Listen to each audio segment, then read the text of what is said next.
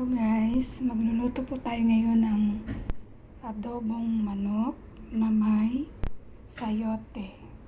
Ang ating pong sangkap ay 3 pirasong chicken leg. Ito yung giant chicken. Yan po, tingnan nyo. Giant siya talaga.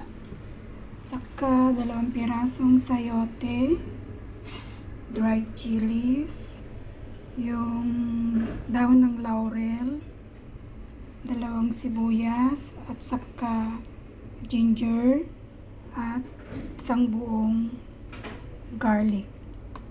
Ang ating mga ingredients: vinegar, black pepper, sesame, sugar, soy sauce at saka oyster sauce at ang ating mantika for frying.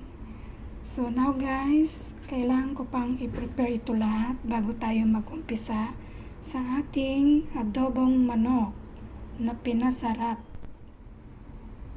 Guys, ito na po yung chicken natin na adobong manok. Na hiwa ko na po yung sayote, saka yung ibang ingredients.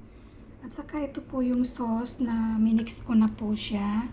Bali ito pong suka, 1 tablespoon, 2 teaspoon po sa sesame oil, 2 teaspoon po sa oyster sauce, 2 tablespoon po sa soy sauce, at sa cooking wine po, 2 teaspoon po.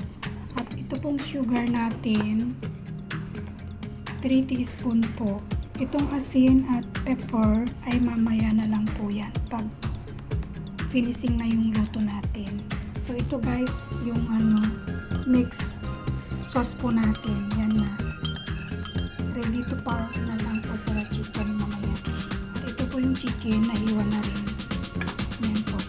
So ngayon po, mag-umpisa na po tayo sa ating nilutuin na adobong manok na may sayote na panlasang Pinoy po talaga ito, na aking pong invento para po i-share sa inyong lahat.